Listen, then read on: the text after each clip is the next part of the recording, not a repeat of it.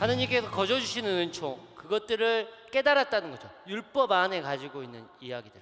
그래서 율법을 통해서 구원이 받는 게 아니라 하느님의 은총을 통해서, 하느님이 먼저 찾아와 주시고 우리에게 주시는 그 은총을 통해 율법을 지키든 안 지키든. 그러면 이런 이야기라면 개신교에서 얘기하는 교회 안에 믿지 않으면 구원을 받는다 안 받는다? 못 받는다 라는 말이, 교회 안에 있지 않으면 구원을 못 받는다 라는 말이 맞아요, 틀려요? 틀려요. 그렇죠. 왜냐하면 그 안에 있지 않는 사람들도 어때요? 구원을 받을 수 있어요. 왜? 하느님의 은총을 받고 있기 때문에. 하느님의 은총을 받고 있기 때문에. 그래서 제2차 바티칸 공회 가톨릭 안에서는 교회 밖에도 구원이 있다 없다? 있다라고 얘기하죠. 그 사람들을 우리는 익명의 그리스도인이라고 얘기를 하죠. 익명의, 그러니까 이름을 모르는 그리스도인이라고 우리가 세례를 받진 않았지만 그들도 그리스도인처럼 살아가는 사람들은 구원을 받을 수 있다라고. 왜냐하면 그들 자체도 하느님의 은총을 받고 있기 때문에. 그런 개념입니다. 중요한 건 여기에서, 그리고 나서 나는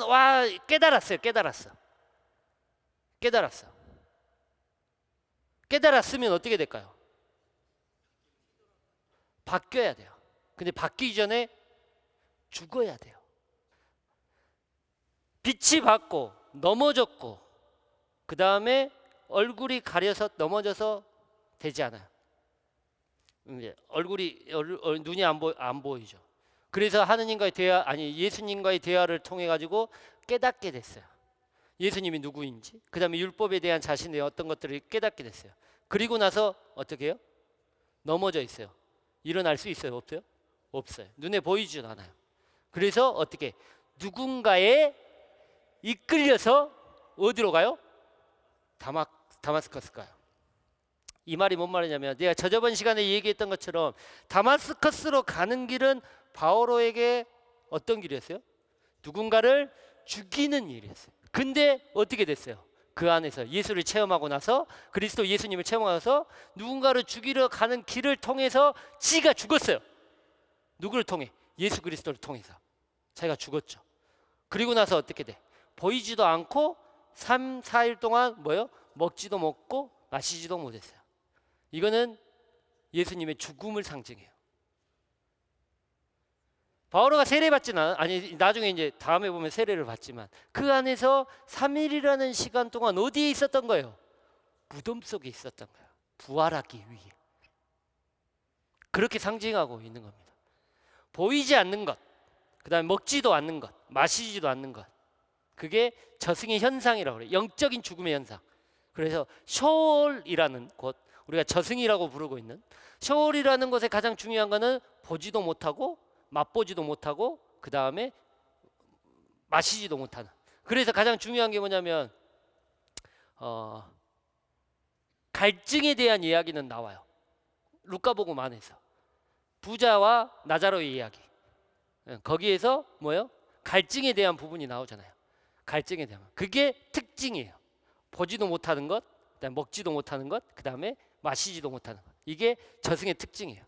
그러니까 바오로가 이거는 그냥 알고만 계세요. 바오로가 그렇게 됐다, 3일이라는 시간 없다. 그러면 어디 있었다?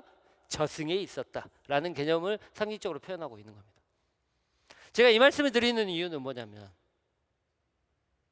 우리들은 많이 고민하는 거에 대해서 굉장히 어려워해요. 불편해요. 그걸 빨리 떨쳐버리고 싶어요.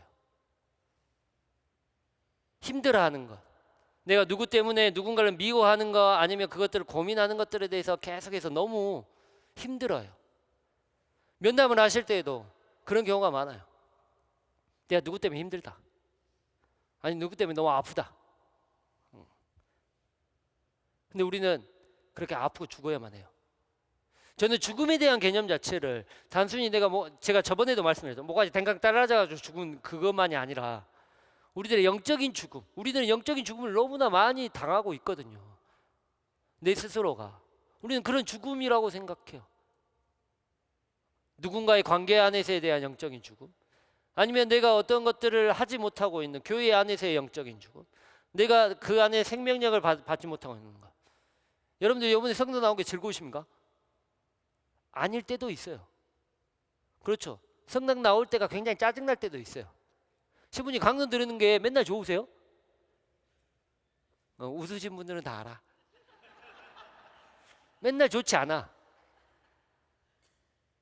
어떤 신부님의 강론은 좋은데 어떤 신부님은 겁나 짜증나. 짜증나기 시작하니까 성당 나오기가 싫어. 그럼 뭐예요? 그거 자체가 우리 영적인 죽음이에요. 그런데 그런 죽음을 잘 맞이하셔야 돼요. 그때 나오기 싫다고 냉담하기 시작한다? 그럼 어떻게 돼? 평생 죽어 있는 거예요. 절대 부활하지 못해요. 그 안에서 그 죽음을 철저하게 맞이하셔야 돼요. 철저하게 고민하셔야 돼요. 아파하셔야 돼요. 그래야지만 부활할 수 있어요. 대충 하면 안 돼요. 대충 죽음을 맞이하면 안 돼. 저는 그렇다고 봐요. 바오로도 마찬가지였어요. 바오로도 철저한 죽음을 맞이했고 일어나지 않았어요. 그래서 누군가에 이끌려서 갔죠. 그래서 눈이 떠지는 것도 네가 뜰 수 있어요? 없어요. 이게 이제 다음 시간에 할 얘기예요. 자기가 할 수 있는 게 죽음에서 일어날 때 자기가 할 수 있는 게 뭐예요? 아무것도 없어요. 눈이 안 보이기 시작해요. 넘어졌어요. 그 다음에 말에서 떨어지고 넘어졌어요. 눈이 안 보여. 먹지도 못해. 마시지도 못해. 내가 어떻게 한 발을 뗄 수 있어요? 없어요? 없어요. 그 전에는 어때요? 내가 뭐예요? 주어가 누구예요? 나예요. 내가 대사자한테 찾아가죠. 사울이라는 사람이 대사자한테 찾아가죠. 그래서 대사자 찾아가지고 서한을 주라 그래요. 왜? 내가 다 데리고 오겠다. 주어가 누구예요? 나예요. 내가 살기를 뿌면서 사람들 다 데리고 와가지고 감옥에 다 쳐넣겠다. 내가 그래서 사울이 어떻게 해요? 길을 떠나죠. 주어가 다 누구예요? 나예요. 근데 예수님을 체험한 이후에 주어는 누구예요? 사울이에요? 아니에요.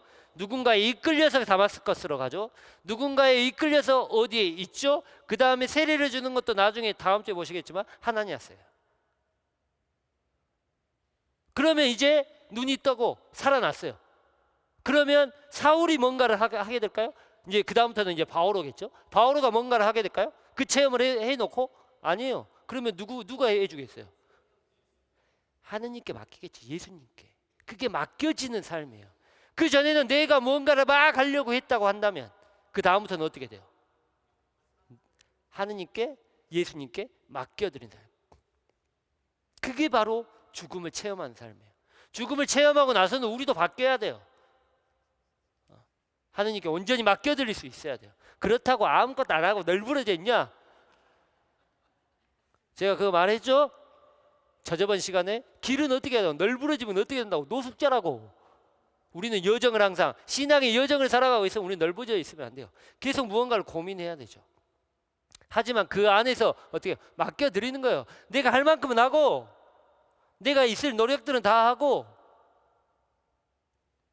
그리고 나서 나아가는 거죠. 그러면 그 결과는 따라와 주시는 거예요. 정리를 해보면 우리들의 갈림길은 인생의 갈림길은 분명히 있다고 생각합니다. 사울이라는 사람의 새로운 길. 이쪽 길은 없었겠죠. 처음에는 확신의 길, 성공의 길이었어요. 왜 성공이었냐면 자기가 바리새가 됐어요. 바리새가 됐죠. 그것도 어디에서? 한국으로 말하면 유학 간 거예요. 유학. 다마스커스가 아니라 타르수스라는 어디 저기 꼴짜기에 있다가 유다인으로서 가장 중심인 어디로 유학 온 거예요? 예루살렘 온 거예요. 그 예루살렘 와가지고 예루살렘에서도 가장 유명하다는 누구? 가말리엘이라는 그 교사한테 와갖고 온 거예요. 자기로 보면 어떻게 된 거예요? 성공의 엘리트 코스 받고 있는 거예요. 그리고 나서 엘리트 코스를 밟았어요. 그래서 엘리트 코스 받고 사람들한테 인정받았어. 최고위원한테 가가지고 편지 주시오. 내가 갈라니까 편지 주시오. 해가지고 어디로 가? 가장 유명했던 타르스까지 가잖아요. 아니 다마스커스까지 가잖아요. 다마스커스 계속 바뀌네. 다마스커스까지 가잖아요. 그때 대사자에게 서한을 청해서 박해 선두에 서죠. 유다인들의 선두에 서죠. 성공했어요. 그럼 뭐요? 탄탄대로요. 내가 걸어가는 길이. 그랬는데 그 중간에 누구를 만나? 스테파노를 만나요. 내 안에서 내가 성공이라고 했던 것, 그 다음에 내가 확신을 가졌던 그 확신에 균열과 두려움이 생기게 돼요. 저는 이게 우리에게 굉장히 중요한 거라고 생각해요. 내가 어떤 일을 하거나 아니면 어떤 신앙생활을 하면서도 나는 확신을 가지고 뭔가를 해요. 그런데 그때마다 두려움을 느껴야 돼요. 가장 위험한 사람은 어떤 사람들이에요? 지가 잘하고 있다고 생각하는 사람들. 바리사이들이 다 그랬잖아요. 나는 죄인이라고 생각해 보지 않는 사람이 누구예요? 바리사이들이에요. 저는 우리들의 신앙의 여정 자체도, 사울도 마찬가지예요. 사울들이 더 두려움과 그 안에서 갈등이 없었다면 예수님을 체험하고 나서 받아들일 수 있었을까? 아니요, 저는 없었다고 봐요. 왜냐하면 그런 갈등과 균형, 우리들한테 의심들이 계속해서 있었기 때문에, 나에 대해서 계속 내가 이걸 맞게 하고 있는 건가? 에이, 그래도 맞겠지. 그래, 한 번 더 라고 얘기할 수도 있고, 우리들의 삶 안에서 그 갈등과 분열이 없다면, 그것들을 계속해서 떨쳐버리고 있다면, 내가 잘하고만 있다고 생각하면 우리들 안에 바뀜은 없어요. 우리들의 회개는 없어요. 언제나 내가 내 자신에 대해서 의심해 봐야 돼요. 잘하고 있는지. 왜냐하면 우리는 나약하기 때문에, 약점들을 가지고 있기 때문에. 스테파노를 통해 자신의 일이 아니에요. 자신의 일과 어떻게 보면 반대되는 일일 수도 있어요. 그걸 통해 우리들은 균열을 맛봐요. 또한 내 일에서도 우리들은 어떤 것들을 다시 한번 바라보게 하죠. 저는 그게 신앙의 눈이라고 생각해요. 예수님을 체험하는 것 또한 신앙의 눈이지만, 그 체험들을 내가 확실히 받아들이기 위해서는 우리 안에서 그 균열과 의심이, 갈등이 있어야 돼요. 두려워하지 마세요, 여러분들. 신앙 안에서 내가 누군가를 미워합니다. 그 또한 은총일 수 있어요. 내가 다시 한번 나를 되돌아볼 수 있는, 나의 삶들을 하느님께 더 한 발짝 나아가게 할 수 있는, 누군가를 미워하고 누군가에 대해서 분노하고 하는 그런 우리의 나쁜 마음들도 하느님께 나아가는, 하느님께 한 발짝 더 나아가는 기회일 수 있어요. 하지만 누군가라면 이놈은 미운 놈, 나쁜 놈, 죽일 놈이라고 끝나버리면 안 돼요.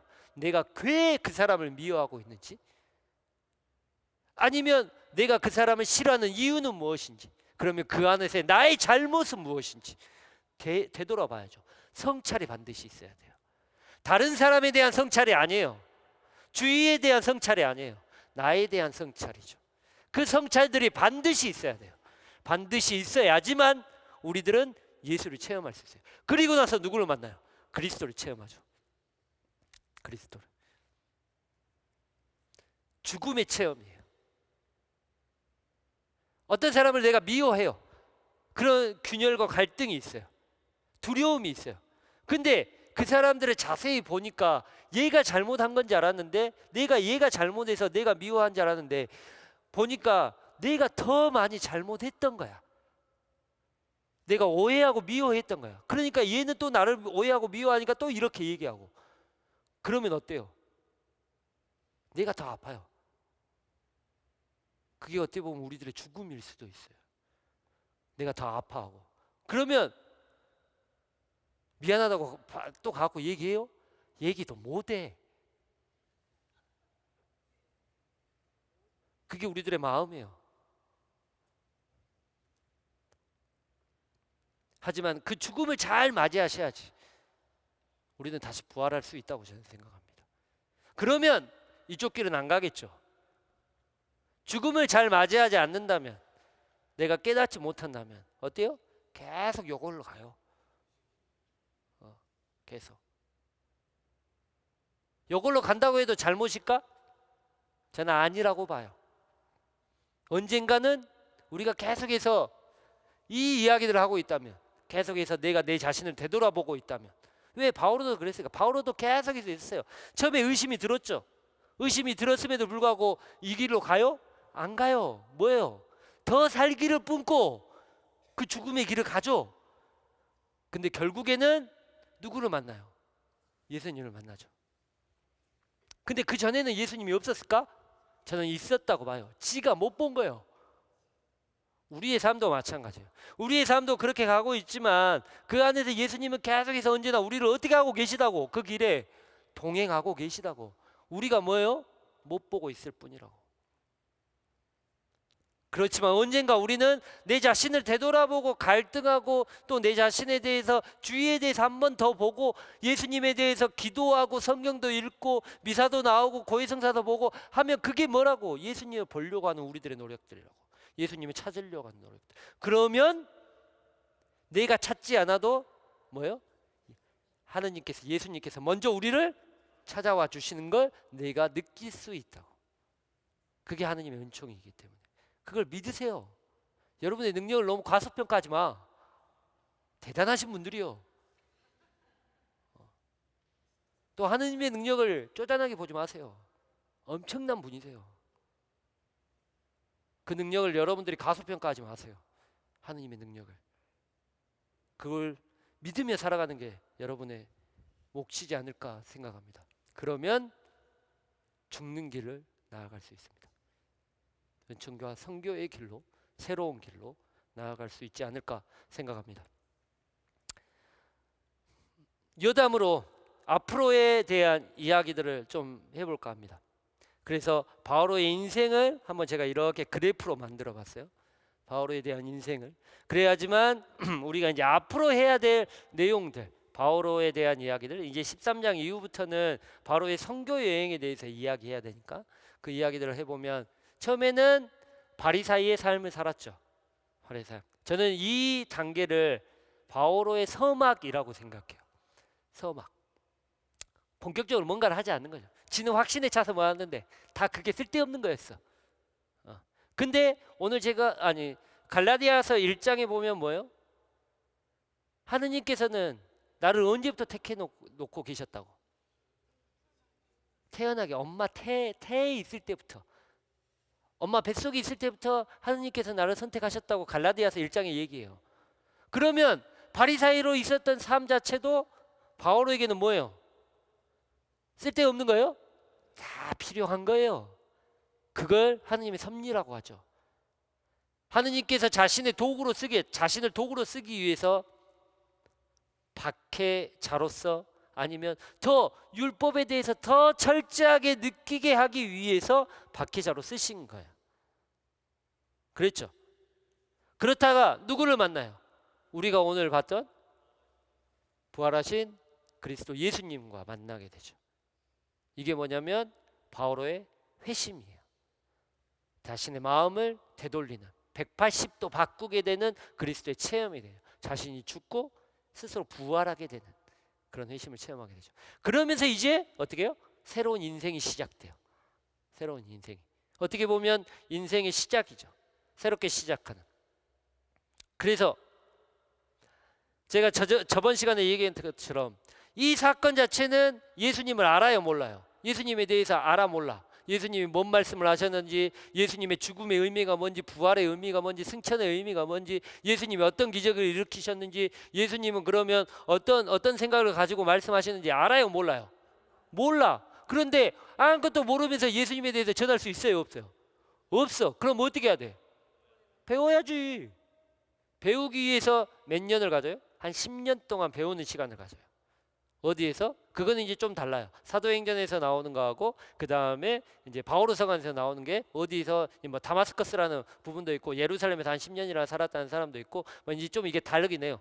다르긴 하는데 한 10년이라는 시간 동안 누구에게? 사도들에게, 12사도들에게, 베드로에게, 아니면 다른 사람들에게 예수님에 대해서 배우는 시간을 가져요. 그게 이제 배우는 시간이 한 10년 정도 가져요. 그래서 10년 정도 가져가지고 나누는 시기가 뭐냐면 체험의 시기가 나요. 부활한 예수님을 체험하고, 아니면 그걸 간접 체험을 하는 거죠. 예수님의 삶에 대해서 체험하는 시기. 저는 이 시기를 무슨 시기라고 했냐면 웅크림의 시기. 개구리가 멀리 뛰기 위해서는, 열정적으로 살아가기 위해서는 어떻게 돼요? 더 많이 웅크려서 뽕 뛰어야 돼요. 더 멀리 뛰기 위해서는. 그래서 바로 예수님을 체험하고 오메 좋은 거 하고 하는 게 아니라, 그러면 어떻게 돼? 미천이 금방 떨어져요. 미천이 금방 떨어져. 제가 요즘에 그럽니다. 요즘 강의를 너무 많이 하니까 미천이 금방 떨어져. 그래서 이제 나도 이제 강의를 좀 안 해야 되겠어. 그렇습니다. 그래서 10년이라는 시간을 가져요. 그리고 나서 어떻게 돼요? 이제 한 13년이라는 시간 동안 열정적으로 살아가는 시기가 나오게 되죠. 선교의 시기가 오게 됩니다. 그게 뭐 이제 우리가 사도행전에서 나중에 13장 이후부터 보게 되는 1차, 2차, 3차 전도행이 나오는 거예요. 뭐 다 합하면 한 3만 5천 킬로 정도를 돌았대요. 그것도 걸어서 13년이라는 시간 동안 세 번의 지중해 그 연안 근처를 쭉 돌면서 열정의 시기를 했죠. 그게 뭐냐면 열정의 시기죠. 열정적으로 자기가 느끼고 자기가 배우고 자기가 체험했던 예수님을 말도 안 통하는 사람들에게, 이방인들에게 다 전하고 돌아다니는 거예요. 죽을 고비 몇 번을 넘기고 그 다음에 감옥에 gat힌 것도 몇 번이고, 이제 그게 이제 사도행전 13장부터 시작해 가지고 쭉 연결이 되죠. 갑자기 기억이 안 나요. 20 몇 장까지. 그리고 나서 뭐 이제 로마서부터 시작하는 바오로의 서간 자체가 어떻게 보면 이때의 이야기들을 적어놓고 있는 거예요. 그리고 나서 마지막에 이제 붙잡히게 되죠.